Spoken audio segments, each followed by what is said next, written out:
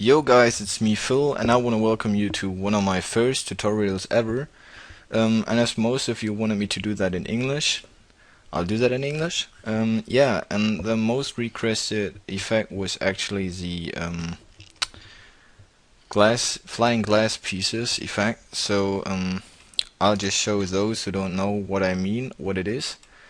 For those of you who don't remind where I did that in my Unbreakable edit.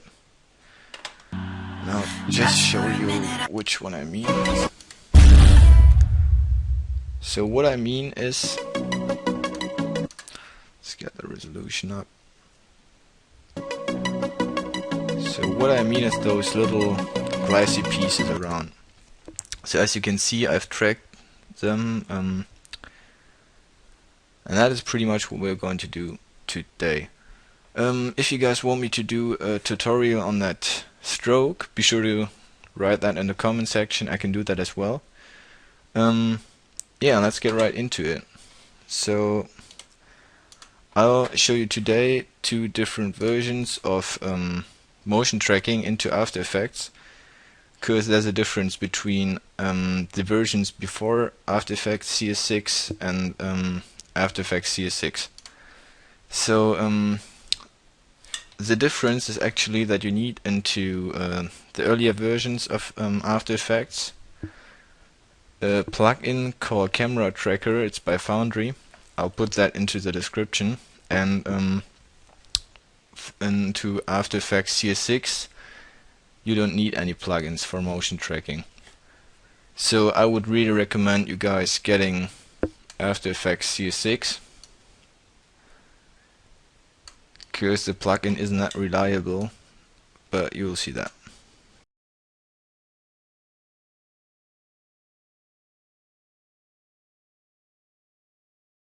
So yeah, I'll just cut my clip cinematic. That is pretty much done. What I'm going to do now is I go to Effects, go to Foundry, Camera Tracker, and as I already said, if you haven't, get that plugin or just get After Effects CS6. I really recommend that. What you do when you have Camera Tracker, you just track features. That might take a while, so I'll be right back. So that is done. Yeah, and I forgot to say something really important. While your computer is working on that track features thing, you shouldn't start like chatting, searching anything on the internet, because otherwise it will mess up everything. So just leave your PC as it is, and don't do anything. Just let the program work. So yeah, let's continue. What you have to do now is solve camera. That will work pretty fast. Yeah, and create a scene. Yeah, and that's pretty much it for motion tracking. Now you can add like a text. So yeah, that's pretty much it. Let's continue now with CS6. No. Yeah, into CS6, as I already said, it's way easier to motion track, because you don't need any plugins. You just add your cinematic into composition, cut it. Yeah, pretty much like that.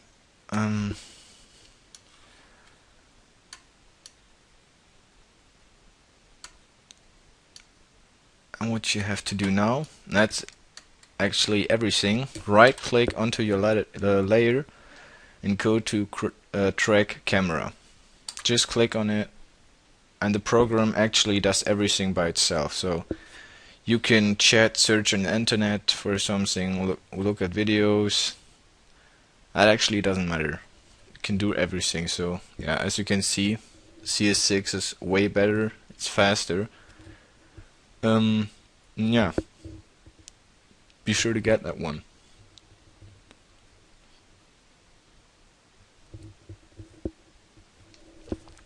Okay, that's done. And now you should see some crosses, colored crosses, as you see here, and you can actually select them, right click and create a text or camera. So you just motion track a text. I'm not sure if you can see that, but it's tracked, but that is not what we want to do. But that way you can track the text as well, or just create a layer, make it 3D, type in something, and now it's tracked as well. But yeah, so what you have to do now is create an adjustment layer for those glassy pieces. Add a zoom to it. Just go to effects, type in zoom, in German zoomen, and it's at desert, so you can actually search it up in the effects bar. Search for it. Now change the scale to about 1,000. That's what I always do, so you don't have a problem with that circle. Yeah, and as you can see, when I unmark it, you see the difference. Yep. And what I'm going to do now is select my pencil, top of it, to create a mask. And now I just mask out the adjustment layer, so be sure to select it before you mask it. Yeah, and that's pretty much it for the glass piece. And now you've created kind of a glass piece. Sorry. Oh, sorry, already still unticked. So yeah, it was unseen. What you have now is a glass piece, but it's not tracked. So what you have to do is click onto this 3D cube. It's actually for the 3D third dimension layer thing, and now you can position it with those arrows, and now as you can see, it's tracked. It already looks pretty cool, as you can see, but what I like to do is add a color correction to it. So I'm just going to use a preset, but I would really recommend doing one by your own so it fits perfectly. Yeah, I'll just choose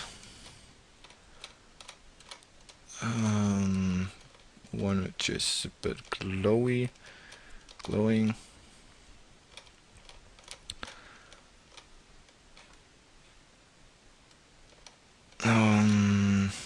Yeah, let's take this one. Yeah, okay, that looks bad, but you can actually change them. Just mess around with those. Yeah, that's okay. Just mess around with those. You can actually add a blur to it, so it looks like a dirty window. Or what I did is add a curve to it, so it's a bit, yeah, it looks like a dirty window as well. Yeah, that's pretty much it. What I do is glass piece. Now you just duplicate it and replace them. Change the mask, but maybe the rotation, like hitting R on the keyboard. Get that one back a bit. Maybe change the scale, make it a bit bigger. So yeah, just mess around with this stuff. Now you can create as many pieces as you want. So just duplicate by hitting Control D. And I just create a few of them.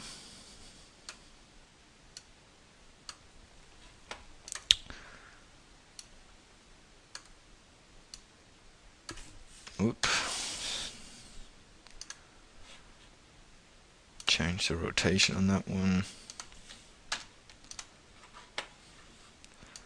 Okay, so I'll just create 3 for now. For getting the glass a bit more smooth on the edges, click onto your glass, hit M on the keyboard, and change this pixel ratio to about 5. So it gets a bit smoother on the edges. But it's just a tip. So at the end I'm just going to add a adjustment layer for adding a new color correction for the whole clip actually.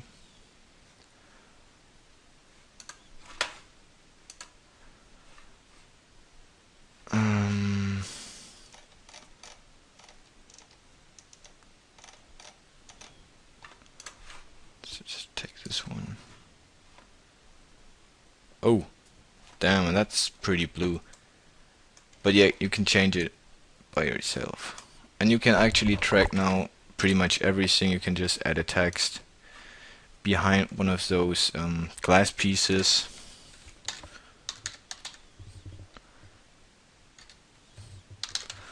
So as you've seen into my oh damn. So as you've seen into my unbreakable edit, it will zoom the text as well. So I'm really sorry for that bad color correction. I really hate it. I wouldn't take it when I wouldn't take one like this when I edit, but yeah. So yeah, when I pre-render that now,